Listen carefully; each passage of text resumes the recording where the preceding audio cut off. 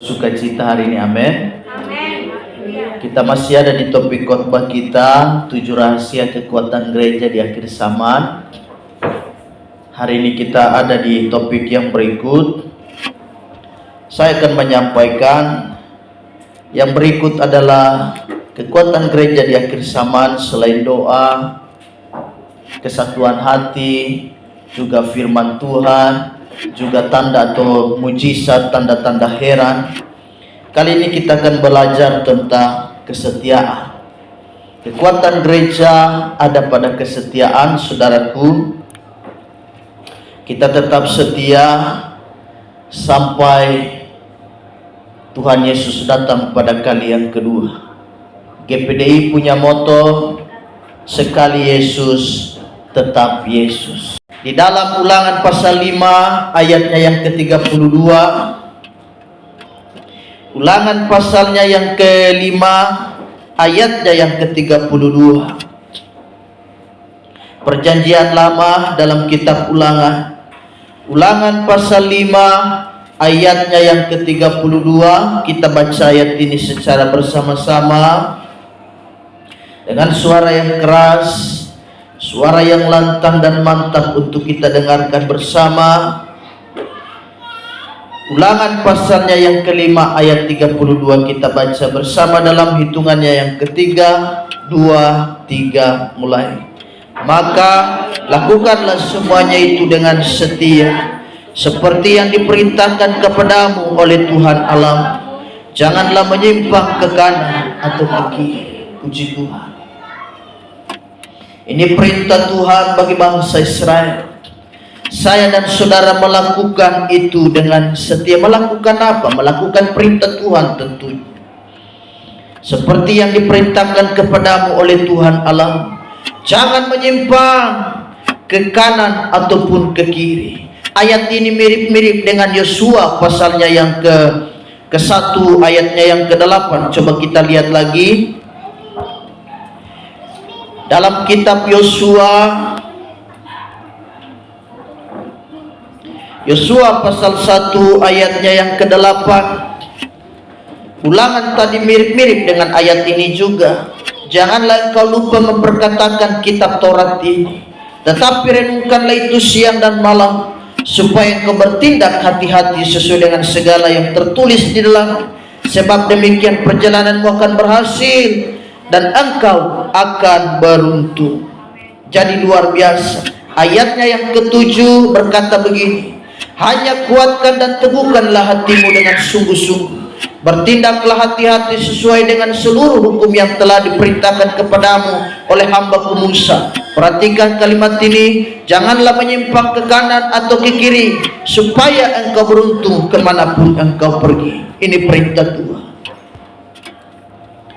Tetap melakukan itu dengan setia, kata Tuhan kepada bangsa Israel. Garis bawahi kata setia. Salah satu karakter yang tidak mudah atau sulit ditemukan dalam diri manusia adalah yang namanya kesetiaan. Jarang sekali orang mau setia ketika sesuatu yang diharapkan tidak terjadi. Masihkah engkau setia apa yang kau doakan belum dikabulkan? Masihkah engkau setia pergumulan yang kau sedang gumuli belum kunjung juga dapat jawaban? Masihkah setia engkau saat engkau bergumul tentang sakit penyakitmu, tetapi belum kunjung sembuh? Jadi terkadang kesetiaan seseorang itu bisa kandas karena apa yang dia harapkan tidak terjadi, tidak terbukti, tidak sesuai dengan harapan. Kesetiaan itu kemudian dia menjadi semacam dia kandas. Dia menjadi luntur karena apa yang selama ini saya idam-idamkan, saya dambakan kok ternyata tidak terjadi ya Tuhan. Banyak kali kan orang gagal di yang persoalan yang satu ini. Masihkah kita berdoa? Masihkah kita percaya? Masihkah kita berharap kepada Tuhan? Masihkah kita setia? Haleluya. Hana begitu lama dia dapatkan Samuel. karena Hana divonis mandul. Tapi dia berdoa terus. Dia datang ke rumah Tuhan. Dia berdoa. Lama sekali baru Tuhan kabulkan. Secara manusia mungkin dia putus asa. Sudah begitu ditambah tiap hari lagi penina, istri saingan. Selalu mendikte dia. Itu kan? Lihat saya nih punya anak kau mandul. Setiap hari penina ini mencerca dia. Jadi bayangkan hati sebagai seorang Hana, sebagai seorang ibu. Tapi kita tahu ketika Allah buka kandungannya, anak yang berasal daripada anak-anak yang diberkati Tuhan. Samuel menjadi seorang nabi besar. Itu anak dari hasil pergumulan. Anak yang ditunggu-tunggu begitu lama. Jadi Hana tetap setia. Dia datang, dia komat kami di rumah Tuhan. Sampai Imam Eli berkata, "Hei, kau sedang apa?" Karena dia selalu mengadukan segala nasibnya kepada Tuhan. Dia berkomat kami seperti layaknya orang mabuk. Berkomat kami tak jelas. Tetapi itulah pergumulan Hana di hadapan Tuhan. Banyak kali kalau kita ada pergumulan, kita doa pun kata-kata sudah tidak lengkap. Karena hanya menangis saja, air mata saja yang keluar. Banyak kali saudara-saudara ketika ada di dalam hadirat Tuhan, kita berdoa, kata-kata dan kalimat kita kadang sudah tidak lengkap. Tapi tidak mengapa, karena Allah pembaca hati. Manusia boleh berkata, "Hei, apakah kau sedang mabuk hari ini?" Itu yang diucapkan Imam Eli kepada Hana. Apakah gerangan kalimatmu itu? Kok tidak jelas ya? Tapi itu hanya Tuhan yang tahu. Orang mungkin boleh berkata kepada saya dan saudara, "Apa yang kau gumuli? Apa yang kau doakan? Kau jadi seperti orang yang tidak jelas. Apa-apa ke gereja, sampai bikin kita bingung juga." Tapi kita tenang. Itu urusan kita dengan Tuhan. Satu kali waktu Tuhan akan membuktikan itu. Sehingga saya dan saudara hanya bisa bersyukur. Kita hanya bisa terheran bagaimana kesetiaan kita. Asal saya dan saudara setia, Allah bisa buktikan itu. Kesetiaan penting. Banyak kali orang gugur di tengah jalan. Mereka berubah setia. Kenapa? Karena apa yang mereka harapkan tidak terjadi sesuai dengan kenyataan. Kesetiaan kita kepada Tuhan dia menjadi semacam ada semacam waktu-waktu tertentu. Kesetiaan kita kepada Tuhan dia semacam tergantung cuaca. Kalau cuaca hari ini lagi mendung, saya pasti tidak iring Tuhan. Karena mendung berbicara tentang gelap dan kelamnya masa hidup ini. Tetapi kalau cuaca hari lagi cerah, puji Tuhan, saya mau melayani Tuhan. Jadi kadang kesetiaan kita melayani Tuhan seperti tergantung cuaca. Kalau cuaca lagi hujan, kita bertanya-tanya, kita hompimpang layung gambreng pas di tidak ibadah. Karena hujan, jadi kita hompimpang, kita pilih ibadah apa tidak ya ibadah. Karena ini hujan takut banjir. Bapak dan Ibu Gembala pokoknya mau tabrak saja. Mau banjir, pokoknya tabrak. Motor mau mati, yang mati tidak apa-apa. Tinggal di jalan berkelahi. Ibu Gembala bilang, "Jangan ikut lorong ini. Kau sudah tahu lorong ini seringkali banjir." Kita ikut jalan yang sana. Jadi dalam pelayanan tetap setia. Jadi kesetiaan kita bukan seperti cuaca. Kesetiaan kita di segala musim. Musim panas ke musim hujan ke musim gugur, musim semi, kita tetap setia. Ada orang kan setia kepada Tuhan hanya tergantung musim.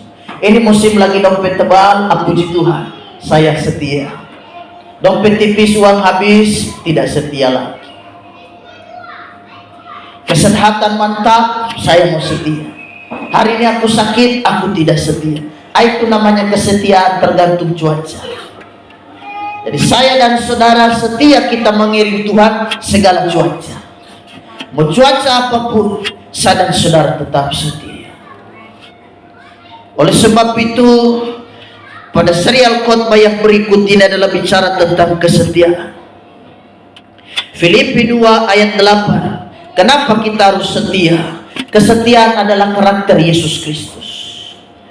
Filipi 2 ayatnya yang ke-8, mengapa saya dan saudara harus setia?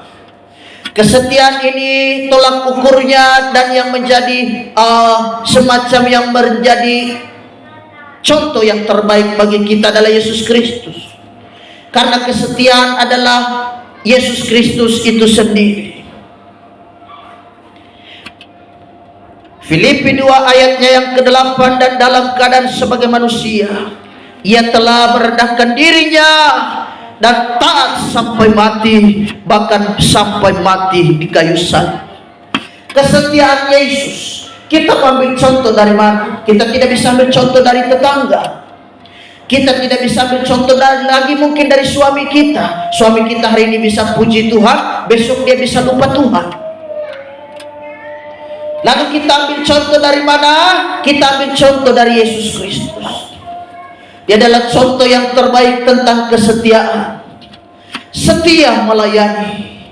Dia setia, bahkan firman Allah berkata taat sampai mati.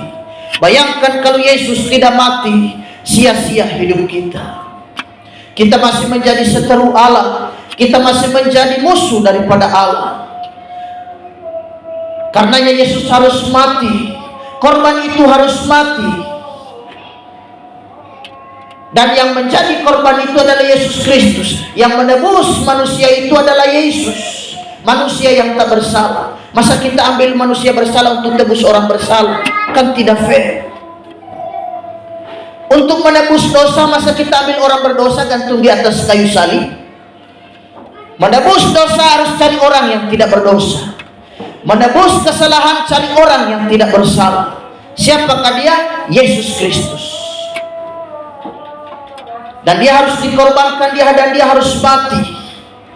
Dia mati di kayu salib demi menebus dosa saya dan saudara. Kita adalah awalnya orang yang terhukum. Kita semua telah menerima dosa warisan itu. Dosa warisan yang berasal dari Adam dan Hawa.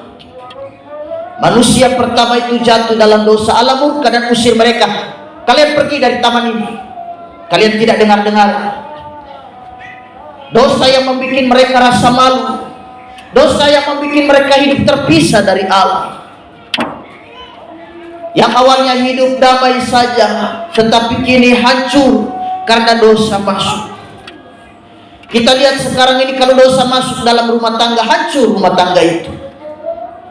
Dosa yang membuat orang malu, dia tidak ke gereja karena dia malu. Ada dosa saya Bapak Pendeta, ada dosa saya. Jadi saya malu untuk ke gereja melihat dan dilihat oleh jemaat yang lain. Jangan-jangan aku lagi duduk jemaat lagi bisik-bisik dan cerita, hei dia sana dosa besar. Jadi dosa membuat orang semua malu, putus hubungan dengan Allah. Tadinya hubungan manusia dengan Allah begitu luar biasa. Di waktu sejuk, kata firman Allah, Allah kadang ada waktu khusus mengunjungi Adam, manusia pertama itu. Allah semacam ada waktu khusus berkunjung di taman itu dengan manusia. Tetapi karena dosa, hubungan itu putus. Kita lihat hubungan antara keluarga bisa putus gara-gara dosa. Gara-gara hal-hal yang menyebabkan saya dan saudara luntur. Hubungan kekeluargaan kita bisa hancur gara-gara dosa masuk di dalam. Jadi kita lihat di sini, kesetiaan adalah karakter Yesus. Kita belajar dari Yesus. Yesus setia sampai mati. Dia merendahkan dirinya. Dia tidak menganggap dirinya adalah Tuhan Allah. Meskipun itu memang jabatan itu dan otoritas itu ada pada dia, tapi dia merendahkan dirinya, mengambil rupa seorang manusia sebagai hamba yang merendahkan dirinya serendah-rendahnya. Jadi semua apa yang manusia rasakan, Yesus turut ambil merasakannya juga. Karenanya dia sebagai Yesus, sebagai manusia, dia mengantuk dan dia tertidur di buritan perahu. Itu dia manusia. Tapi kalau dia Allah Israel, tidak pernah mengantuk. Di sisi lain dia tidak pernah mengantuk karena dia Allah, di sisi lain karena dia manusia, dia mengantuk tertidur di perahu. Jadi apa yang kau rasakan, Yesus juga merasakan. Dia pernah rasakan juga dan dia pernah tahu. Jadi hanya Yesus yang mengerti pergumulanmu. Kenapa? Karena dia pernah jadi manusia. Kau bilang aku ada masalah ini Tuhan, Tuhan bilang aku tahu, aku pernah jadi kau dulu. Tuhan, aku lagi banyak pergumulan, aku tahu, karena aku pernah menjadi manusia. Jadi hanya Yesus yang sanggup menolong saya dan saudara. Yang berikut kesetiaan adalah karakter daripada nabi dan karakter daripada rasul. Kesetiaan itu dia selain karakter daripada Yesus Kristus, kesetiaan itu juga adalah karakter nabi-nabi kita dan juga adalah rasul-rasul kita. Kita lihat Bilangan 12 ayatnya yang ke-7.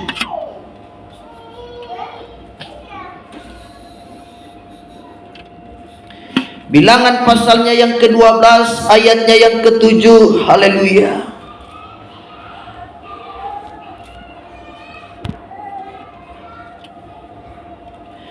Bilangan 12 ayatnya yang ke-7, firman Allah berkata, bukan demikian hambaku Musa, seorang yang setia dalam segenap rumahku.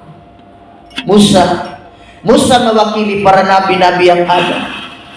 Dan Musa adalah salah satu tokoh nabi yang paling dijagokan dan paling diagung-agungkan oleh orang Yahudi. Sampai hari ini nama Musa masih menjadi semacam nama yang paling hebat bagi mereka. Selain ada Elia, selain ada nabi-nabi yang lain, tetapi Musa katakanlah dia berada pada urutan yang pertama. Musa mendapat julukan seorang yang setia di hadapan Tuhan. Jadi karakter kesetiaan selain dimiliki Yesus Kristus, karakter ini juga dimiliki para nabi dan para rasul. Kita lihat di dalam Matius pasalnya yang ke-5 ayatnya yang ke-12.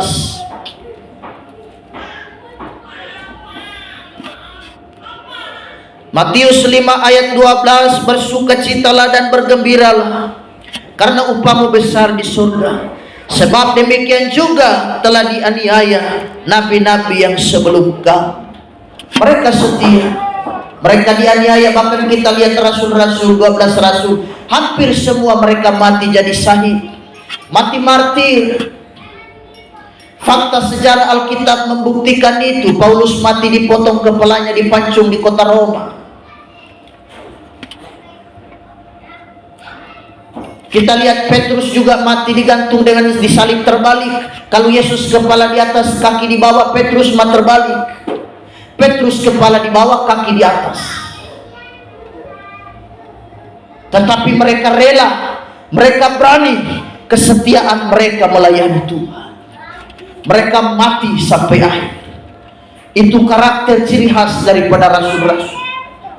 Kita lihat Thomas dulu pernah gagal karena waktu Yesus menampakkan diri, dia tidak ada dalam persekutuan itu. Saya pernah khotbahkan kenapa Thomas dia tinggalkan Tuhan, kenapa Thomas kecewa iring Tuhan, karena Thomas keluar dari persekutuan. Karena saudara sering-sering ikut ibadah, saudara sering-sering ikut doa, ikut persekutuan. Peluang hari Kamis besok ini nanti di Ibu Mima, saudara ke sana sama-sama. Di sana kita bisa saling menguatkan. Ada jemaat yang sudah lama tidak bergereja, tapi ada peluang dia bisa ikut. Ada kegiatan wanita dia ikut. Kenapa? Karena dia rindu. Mungkin karena suaminya tekan dia, jangan kau ibadah hari Minggu. Kalau kau ibadah hari Minggu, awas, jangan kembali lagi ke rumah.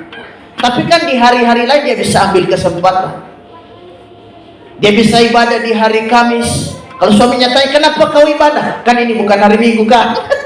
Ini hari Kamis. Kan kau bilang jangan ibadah hari Minggu, di hari Kamis. Ada jemaat saya lihat ibu-ibu yang tidak gereja di hari Minggu, tapi mereka sembahyang di hari Kamis. Karena itu luar biasa. Jadi saya dan saudara kita lihat di sini, Thomas keluar dari persekutuan. Dalam Injil Yohanes, waktu Yesus menampakkan diri kepada mereka karena mereka lagi bingung, Yesus masuk dan berkata, "Salam, damai sejahtera bagi." Thomas tidak ada. Kenapa Thomas tidak ada? Dia kecewa. Guru yang selama ini telah dia agung-agungkan telah mati. Jadi bagi dia apalah gunanya hidup ini? Harapan kemudian sirna.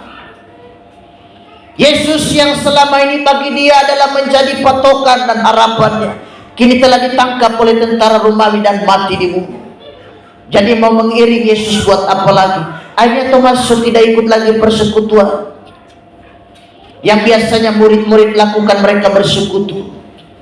Thomas keluar. Tetapi saudara tahu, kita lihat perubahan Thomas luar biasa. Rasul-rasul mereka mati dengan kesetiaan mereka. Thomas yang meskipun sempat kecewa, kita baca di dalam Kisah Rasul,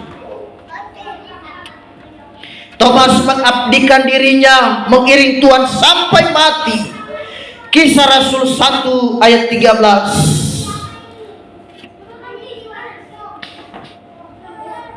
Kisah Rasul 1 ayatnya yang ke-13 sampai dengan ayatnya yang ke-14.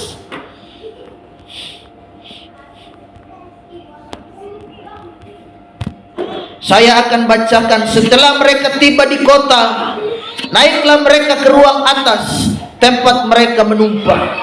Mereka itu ialah Petrus dan Yohanes, Yakobus dan Andreas, Filipus dan Thomas. Jangan lupa ada nama Thomas, orang yang pernah kecewa dari situ. Yesus naik ke sorga. Yesus bilang, jangan dulu tinggalkan Yerusalem, kalian kembali ke Yerusalem. Mereka berkumpul di kamar loteng Yerusalem, tempat yang dimana semacam mereka sudah gunakan dan mereka pakai untuk berkumpul. Jangan lupa ada satu murid di situ, kecuali Yudas Iskariot, dia tidak ada karena dia sudah mati. Tetapi ada Thomas, di mana orang yang pernah meragukan Yesus dan pernah kecewa. Pernahkah kau kecewa melayani Tuhan? Pernahkah kau sakit hati? Pernahkah kau ragu dengan Allah? Pernahkah kau kecewa mengiring Yesus seperti Thomas? Ayo mari kita kembali lagi kepada Tuhan. Kita lihat Thomas sempat kecewa, tapi waktu di malam pencurahan Roh Kudus, waktu murid-murid mau berkumpul, Yesus sudah ada, dia di situ. Kita baca ada namanya di situ kan? Ada Thomas. Haleluya. Berarti dia tidak lepaskan Yesus meskipun dia sempat kecewa. Kecewa boleh-boleh saja, sakit hati boleh-boleh saja, tetapi jangan kau lepaskan Yesus.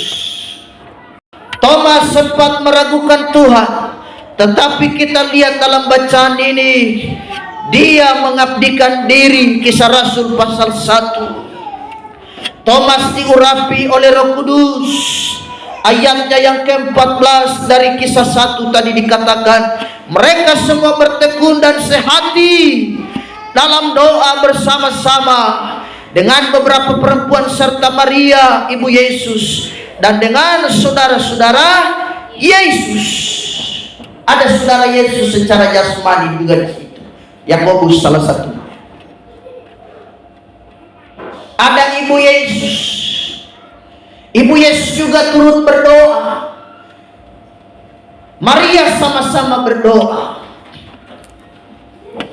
Ada di sana keluarga, ada saudara Yesus dan ada ibu. Ada mamanya, mama jasmani. Mama secara jasmani yang mengandung dia dan melahirkan Yesus. Jadi kita lihat di sini ada keluarga yang setia. Mari saudara jemaat GP Damai yang merasa keluarga, kita semua mari sama-sama melayani Tuhan setia. Kita contoh ini luar biasa, Ibu Yesus dan saudara-saudaranya. Kita menjadi satu keluarga di dalam Tuhan. Kita topang pelayanan, kita topang pekerjaan Tuhan. Anda bilang saya masih satu marga dengan ibu gembala. Bila diurutkan dari silsilah neneknya masih marga ini, tetenya masih marga ini. Mari, kalau kau merasa bahwa ini keluarga, mari kita sama-sama melayani. Jadi topang pekerjaan Tuhan. Jangan kau merasa kau keluarga tapi kau jauh. Kau tidak topang pekerjaan Tuhan. Kalau kau merasa keluarga, mari lihat Ibu Yesus. Ada saudara-saudaranya di sana. Mari sama-sama melayani. Karenanya hati ini sangat bersyukur kalau lihat ponakan maju ke depan melayani Tuhan. Wah, luar biasa. Hati bersuka cita lihat ponakan-ponakan, lihat adik.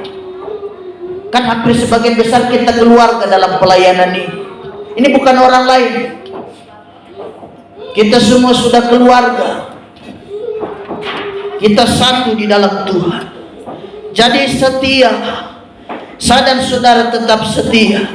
Saya percaya Maria setia bukan karena dia melihat itu anaknya, tetapi bagaimana dia mengikut Yesus, melihat bagaimana pelayanan Yesus luar biasa. Maria mengakui itu bukan hanya anaknya, tetapi Maria mengakui bahwa itu adalah Tuhan. Kalau Maria hanya percaya Yesus adalah anaknya, maka dia pasti tidak akan melayani.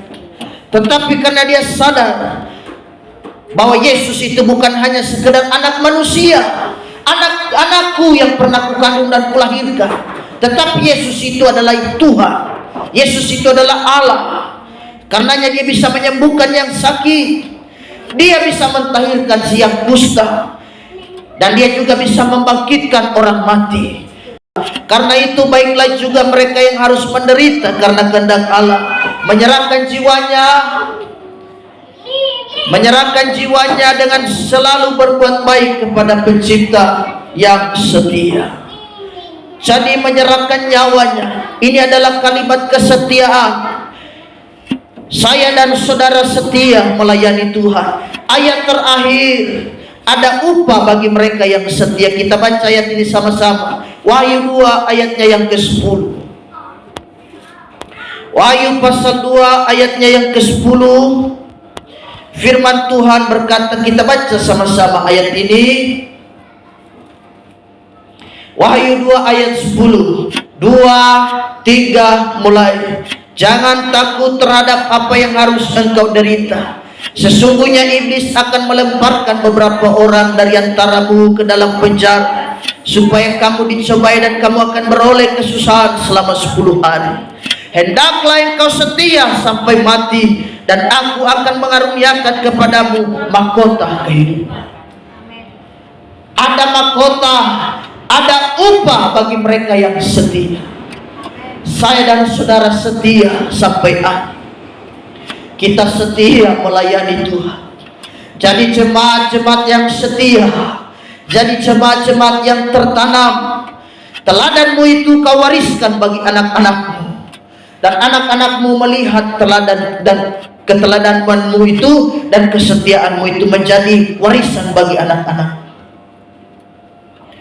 Jadi apa yang kau wariskan bagi anak-anakmu tentu bukan harta, karena saya dan saudara tentu tidak punya harta berlimpah.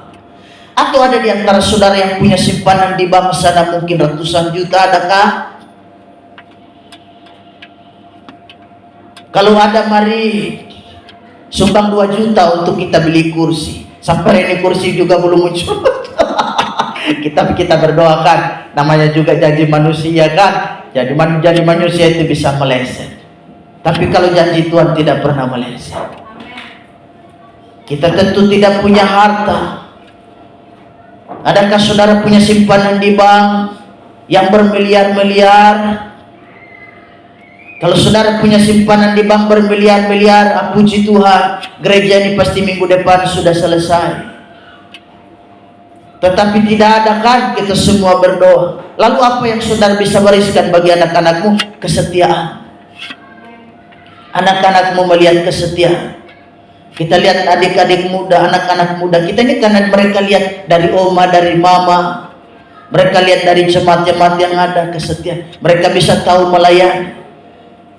Kita lihat nona sudah bisa melayani. Saya lihat gaya pelayanannya mirip-mirip persis mamanya. Kita lihat adik-adik muda juga yang lain. Kenapa? Karena mereka melihat gaya kita melayani, itu yang mereka lihat, itu yang mereka tiru. Ke depan kita berdoa, lihat ada anak, ke depan ada Seragar, Quraibin, mereka lihat, mereka perhatikan. Jadi kesetiaan kita ini penting dalam melayani Tuhan. Ada mahkota, saudara dan saya tetap tahan sampai akhir. Mahkota menanti kita. Ada mahkota, jadi Anda tidak sia-sia. Saya dan saudara tetap pegang Tuhan. Jangan lepaskan Tuhan yang luar biasa, setia sampai akhir. Kalau Tuhan itu Tuhan yang salah, dan kalau Tuhan itu Tuhan tidak ada, ngapain murid-murid sampai mati? Mereka rela mempertaruhkan nyawa. Kan ini konyol, tidak masuk akal. Ada orang rela mati demi seseorang yang tidak jelas. Kan tidak mungkin begitu. Kenapa rasul-rasul rela? Mereka sampai nyawa jadi taruhan karena mereka tahu ada mahkota, dan mereka sudah tahu Yesus adalah Allah. Mereka sudah lihat sorga. Stefanus waktu dirajam dengan batu oleh Paulus, karena Paulus waktu itu belum bertobat. Stefanus lihat sorga terbuka, dia lihat kemuliaan Tuhan. Bayangkan, batu sembari kena kepalanya berdarah-darah, tapi dia lihat tidak rasa sakit karena dia sudah lihat sorga. Orang mau bunuh ya bunuh saja, sorga sudah menanti dia. Dia lihat kemuliaan Tuhan. Yesus Kristus duduk di samping kanan Allah Bapa. Sorga menanti kita. Ada penghormatan khusus bagi mereka yang setia, menjadi jemaat-jemaat yang tertanam. Jangan suka pindah-pindah gereja. Sekali Yesus tetap Yesus.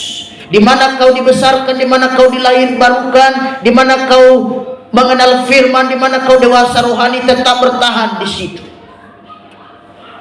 Kita sama-sama belajar dan sama-sama bertumbuh di gereja itu. Kita bertumbuh bersama di sini. Jadi tahan terus, tetap setia. Ada mahkota. Jangan karena keraguanmu sampai kau kehilangan upah, kau kehilangan mahkota. Jangan.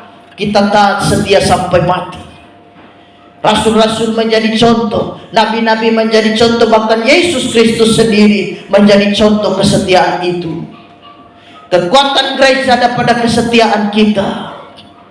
Gereja itu bertumbuh karena jemaatnya tidak pindah-pindah. Jemaatnya setia menopang, jemaatnya tertanam. Kita setia di dalam pelayanan.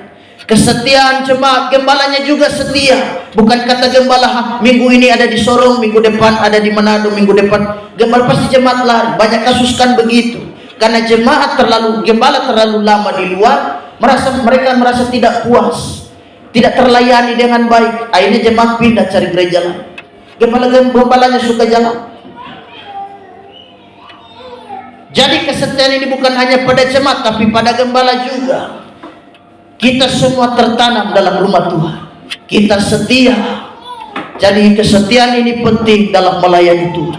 Tuhan Yesus memberkati. Saudara tetap setia melayani Tuhan. Ada amin? Tetap setia.